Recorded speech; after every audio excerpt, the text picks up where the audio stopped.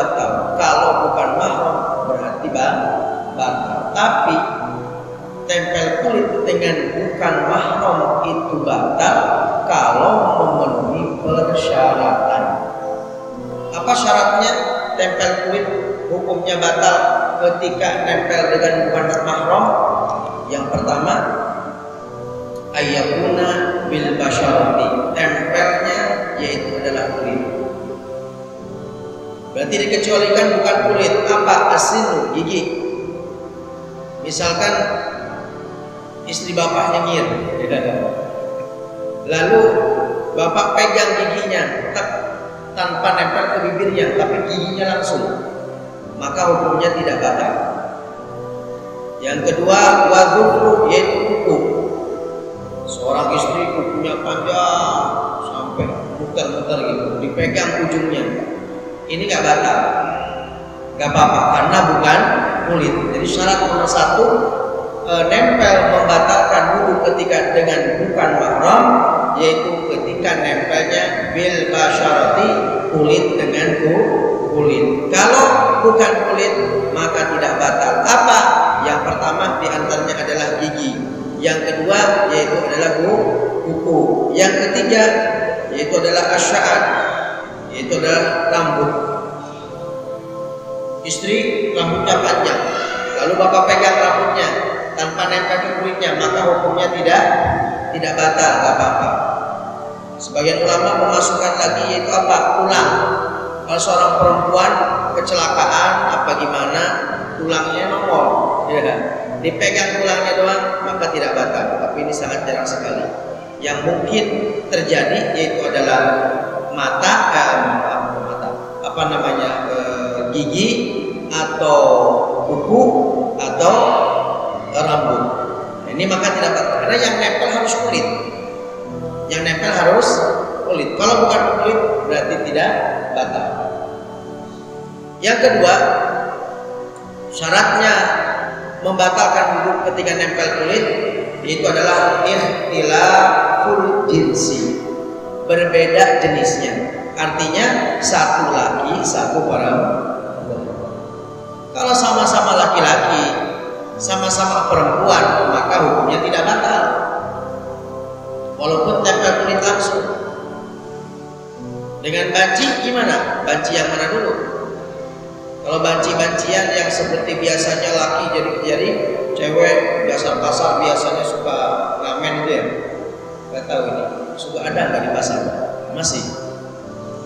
Masih ada banyak. Banci-banci ngamen ada di pasar. Ini kan aslinya laki-laki dia. Cuman gayanya gaya perempuan, rambutnya dipanjangin, kulitnya hitam, keras lagi ya. Karena memang aslinya laki. Gimana tempel kulit dengan mereka? Enggak batal, karena kalau bapak enggak batal. Kenapa? Karena sama-sama laki-laki walaupun gayanya gaya perempuan. Jadi harus betul-betul ikhtilaful jinsi, betul-betul beda jenisnya, laki sama perempuan.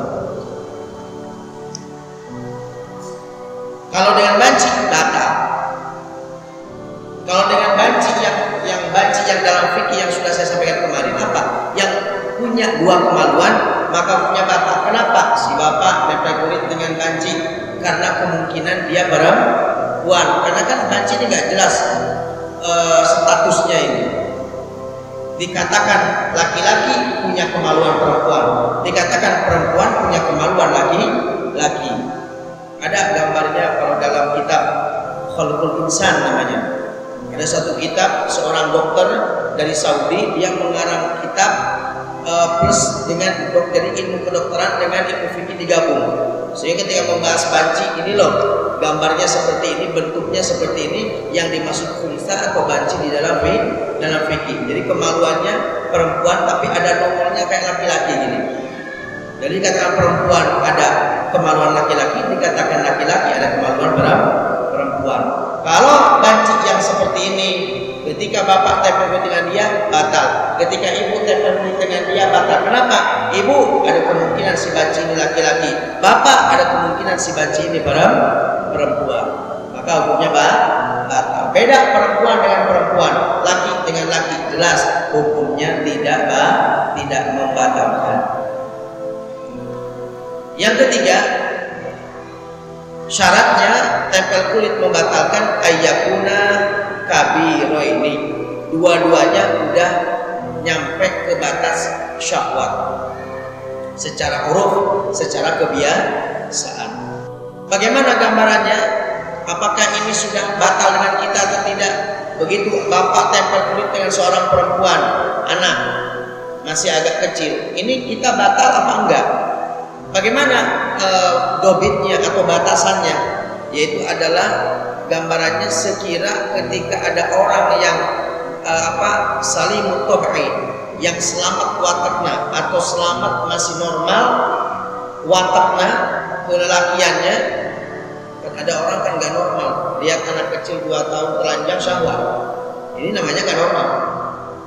Yang normal kira-kira berapa tahun, kira-kira segimana lah. Kalau ada orang yang normal yang melihat seorang perempuan misalkan umur sekian tahun, 9 tahun apa berapa seberapa, lalu dia sudah timbul syahwat, berarti tempel kulit dengan anak yang sudah timbul syahwat tadi hukumnya batal. Jadi nggak ada batasan umur sekian, enggak. Gimana tandanya kita udah batal enggak sama dia? Kira-kira kalau orang normal, bener-bener normal, masih salim, masih selamat, yang otaknya nggak ngeres. Kalau ngeres kan apa aja jadi syahwat, gitu ya. Anak kecil syahwat, nenek-nenek syahwat, ya. Laki-laki syahwat, anak kecil umur 9 tahun, 10 tahun syahwat, ya. Ini kan udah nggak salim, nggak selamat.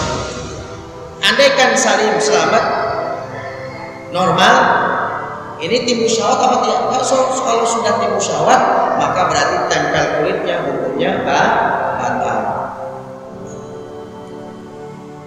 Yang keempat, ayyakuna ajnabiyah, ini adanya laki dan perempuan tadi orang lain, artinya bukan mahram yang sudah bahas kemarin.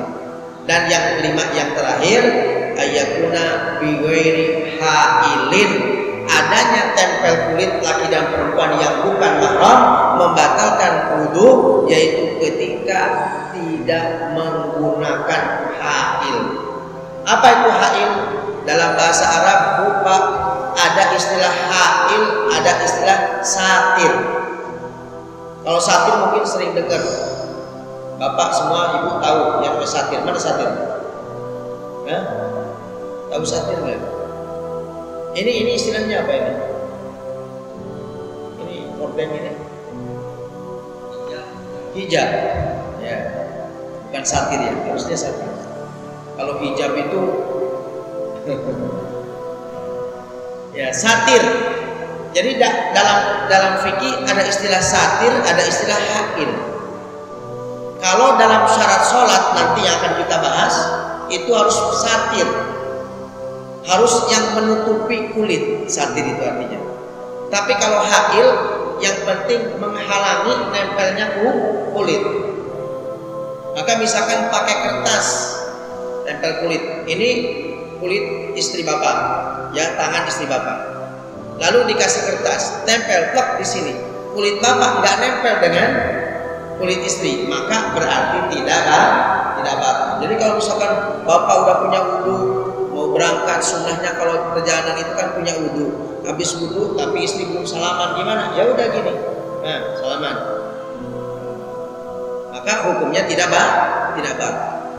Tapi yang penting ada hail, ada penghalang. Nah, penghalang ini nggak mesti ketutupan kulitnya. Misalkan ibu bapak pakai plastik putih ya, yang kelihatan kulitnya, salaman masukin plastik, nah, salaman batal, tempel kulit orang lain tidak.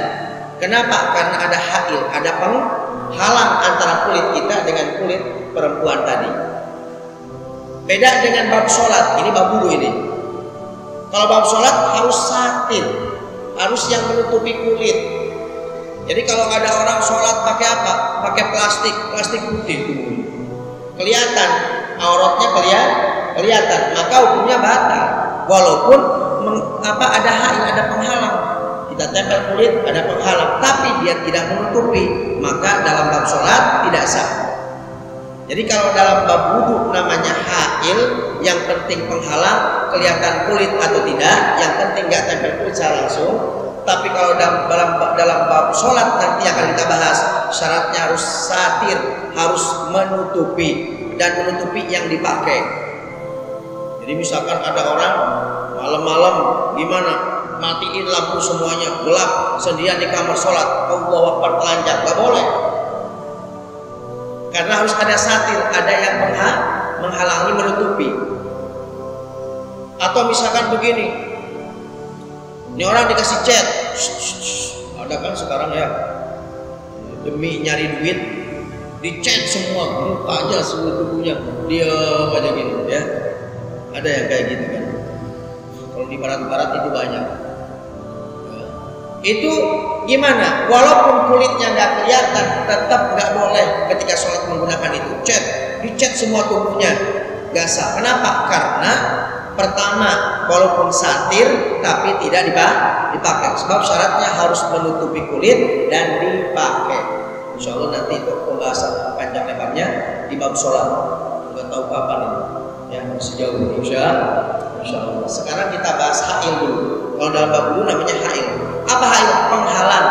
Penghalang antara kulit kita dengan kulit perempuan. Apapun bentuknya, kelihatan kulitnya atau tidak, yang penting ada penghalang, maka hukumnya tidak batal. Tidak batal. Jadi kalau mau salaman biar gak batal, ini aja. Udah. Atau pakai plastik masukin, atau sarung tangan misalnya. Nah, gak batal. Ini syaratnya apa? Syaratnya tempel kulit yang membatalkan. Jadi yang pertama yaitu yang nempelnya kulit, yang kedua beda jenisnya, yang ketiga dua-duanya sudah dewasa, sudah menimbulkan syahwat, yang ketiga yang keempat orang lain bukan mahram, yang kelima tanpa adanya penghalang. Jelas sampai sini ya?